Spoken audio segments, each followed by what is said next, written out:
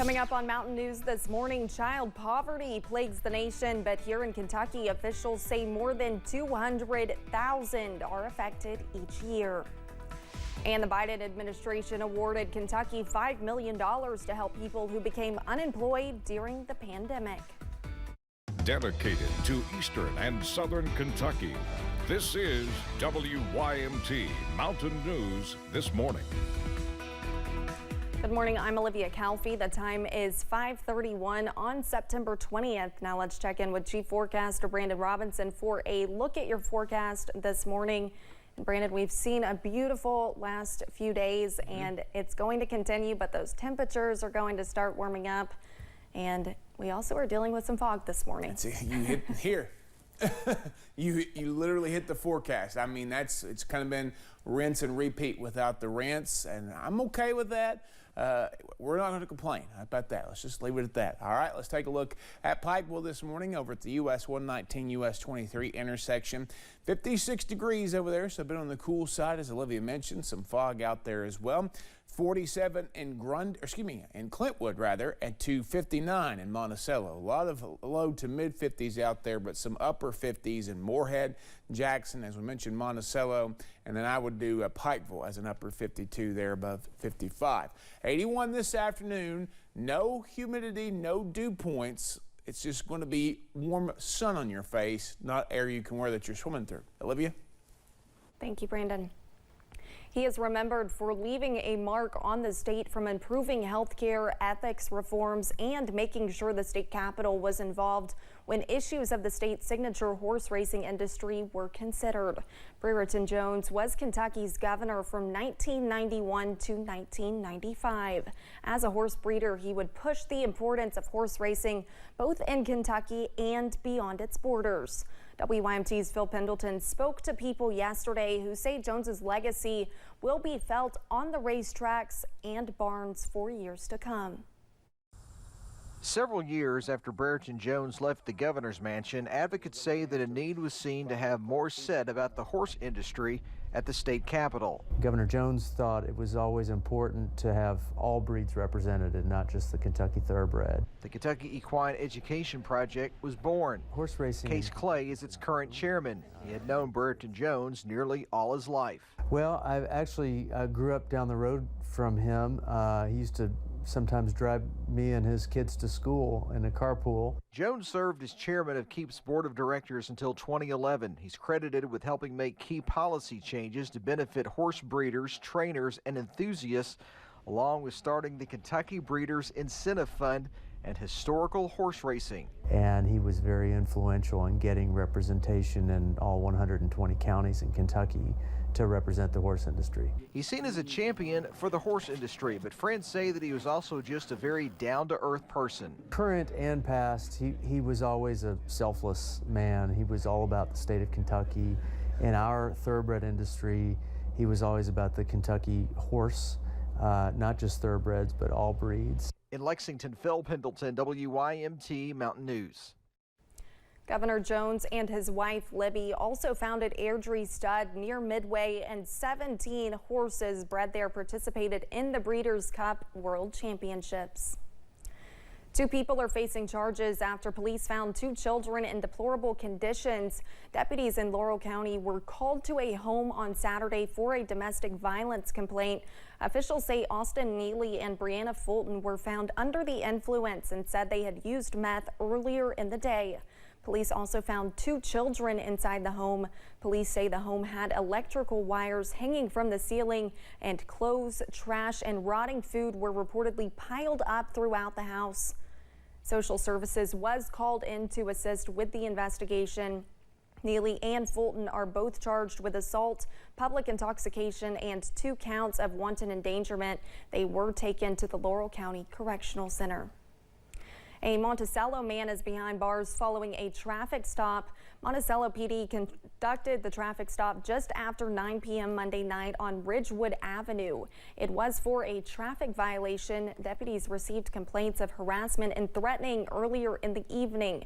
They were able to recognize the white Toyota Tacoma that had matched the description of what they were looking for. 37-year-old Jason Piercy was charged DUI, among others. Manchester police say they arrested a man on a warrant. Police say they arrested David Arnott Monday. He is accused of taking things from a storage building at the Crossmount campgrounds earlier this month. He is in the Clay County Jail and charged with burglary, theft, and criminal trespassing. A Lexington man is facing charges following a police chase in southern Kentucky. It happened last Saturday on US 25W near the KFC in Corbin. 21-year-old Jesse Collier took off after a Corbin Police Department officer tried to pull him over for a traffic stop.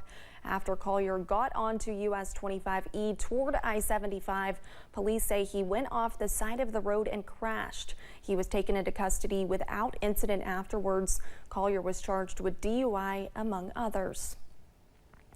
A London man was arrested after trying to get away from police. Laurel County Sheriff's deputies detained 44-year-old Bobby Belcher last Friday of Helveta Road, about 3 miles north of London.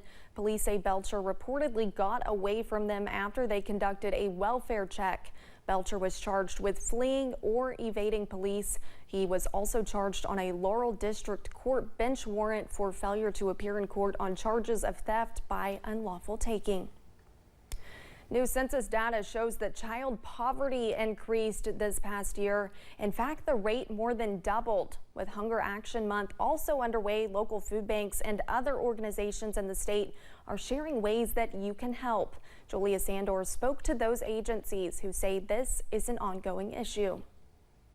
It's like a warning light on your dashboard that other things are going to go wrong if we don't get this fixed. Executive Director for Kentucky Youth Advocates, Terry Brooks, says child poverty grew over the past year. If economic well-being for families is improving, those other indicators in health, family security, education are going to be on the uptick. If economic well-being is on the decline, those others are going to follow in the same trajectory. At Feeding America, they say poverty and hunger can often go hand in hand. Food insecurity does range throughout our state. On average, it's 1 in 8 kids, 1 in 7 people in general. But at our highest, it's 1 in 4 in Fulton County, Kentucky. And while Kentucky Youth Advocates and Feeding America say that it's important to get the word out through advocacy, they say it's also important to do so with policy. What the national track record on this is that a state earned income tax credit helps families. It actually helps local economies because the money is spent locally. And in the long term, it actually helps the state budget. In 2022, Kentucky Youth Advocates data showed that there were nearly 200,000 children living in poverty in the Commonwealth. Caitlin Jackson with Feeding America says sometimes these issues are hidden. It's the people that live right next to you. We have a lot of people that are food insecure that you wouldn't imagine. In Lexington, Julia Sandor, WKYT. Data from the U.S. Census says the child poverty rate is at 12.4%. Kentucky's Supreme Court heard arguments yesterday on gerrymandering. Democrats believe Republicans violated the state constitution when setting new district lines. The maps were enacted during the 2022 legislative session. The congressional district and state house district maps are at the center of this lawsuit. Democrats say the new maps give Republicans an unfair advantage. Republicans maintain they followed the law. The lawyers here and elsewhere are hunting big game. They're looking down the road to a national Supreme Court case that permanently changes how districts get drawn in states around the country. So really, Kentucky's just one little battle in a much bigger war. Some states have nonpartisan commissions that draw up districts. So far, Kentucky has not adopted that method of drawing the lines. The Biden administration has awarded a $5 million grant to Kentucky to help connect people who lost employment during the COVID-19 pandemic with new jobs. The Department of Labor is focusing on connecting displaced workers with jobs in infrastructure, environmental work, and caring for children and the elderly. This is part of a larger grant program that is awarding more than $57 million to 12 different states. If we ensure that individuals, particularly individuals that are disproportionately impacted, can move from the sidelines to good career path, that again presents a greater opportunities for everyone. The project is estimated to help 10,000 displaced workers across the country. Some of the other states near our area receiving part of the grant are Ohio and Tennessee. The Kentucky Retail Federation held its second annual Retail Recharge Conference in Lexington yesterday.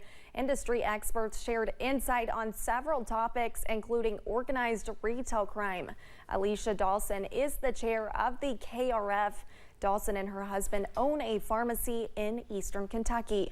She says she sees firsthand how the business landscape has changed, specifically after the COVID-19 pandemic. She says it's good to have an opportunity for retailers to come together. It's a great opportunity to meet other people who have probably gone through the same things and maybe find some solutions to some problems that we didn't know were possible.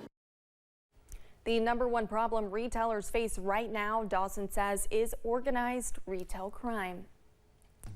Coming up, Disney aims to keep growing after a recent report showed a plan to invest more than $50 billion on theme parks and attractions. And while we only have a handful of days of summer to go, the season is not done with us just yet. I'll have the warm details in about 3 minutes.